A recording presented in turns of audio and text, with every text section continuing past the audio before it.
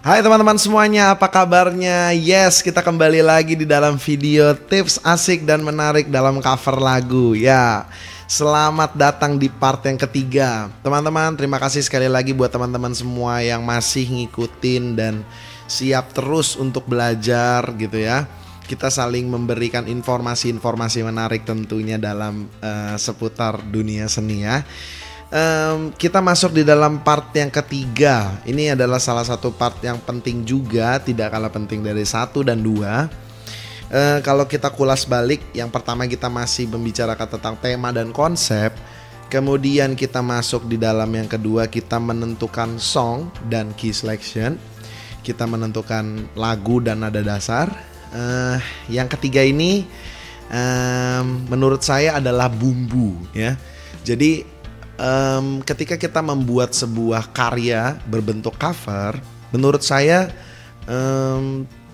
idealnya adalah kita juga memberikan cita rasa atau bumbu kita sendiri gitu. Jadi covernya ala kita banget gitu.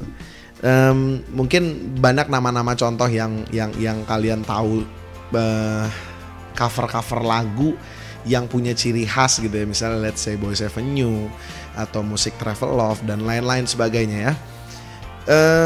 Saya juga berharap teman-teman semua mempunyai khas yang seperti itu dalam cover. Ya, oleh sebab itu saya memberi judul materi yang ketiga ini, part ketiga ini saya beri judul adalah memberi inovasi pada cover kalian gitu ya. Jadi kita membahas tentang inovasi teman-teman. Kalau dari katanya inovasi itu berarti apa ya? Kayak sebuah manuver gitu ya. Jadi ada beberapa orang yang belum melakukan ini dan kalian berinovasi melakukannya, kurang lebih kayak gitu ya. Nah, sebenarnya inovasi itu tidak melulu dapat dari apa ya, dari orang lain. Artinya saya memberikan inovasi terus kalian mengikutinya gitu. Enggak kayak gitu. Inovasi juga bisa kalian buat sendiri. Artinya kalian bermanuver tadi, gue pengen ngelakuin apa ya supaya cover gue beda dari yang lain gitu ya. Nah, di sini saya memberi apa ya, kurang lebih gambaran inovasi-inovasi yang bisa kalian lakukan di cover kalian. Let's say mungkin kita membuat playlist teman-teman. Jadi contohnya saya membuat playlist. Artinya gini, saya membuat YouTube channel juga dan saya cover juga di situ. Tema yang saya buat adalah saya mengangkat lagu-lagu soundtrack. Nih kayak gitu ya. Kalian boleh mampir ke situ saling lihat juga, dan konsepnya adalah saya akustik gitu. Nah, konsepnya di sini lebih kepada apa ya? Saya seperti review filmnya gitu ya. Jadi saya ngasih tahu beberapa gambaran cerita atau sinopsis dari film tersebut. Kemudian salah satu soundtracknya saya bawakan. Kurang lebih seperti itu tema dan konsepnya. Temanya adalah lagu animasi, soundtrack animasi, dan konsepnya seperti itu.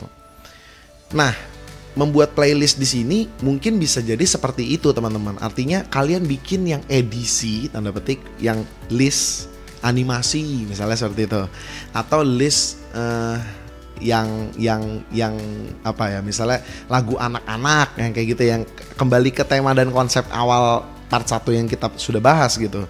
Nah, playlist tersebut itu yang mengidentitaskan kalian gitu. Playlistnya tuh keren-keren banget, misalnya orang ngomong kayak gitu ya.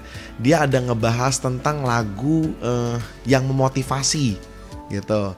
Lagu-lagu yang memotivasi misalnya let's say Laskar Pelangi yang kayak gitu-gitu ya, atau lagu apa soundtrack Senandung di Atas Awan misalnya gitu, Denias gitu dan lain sebagainya.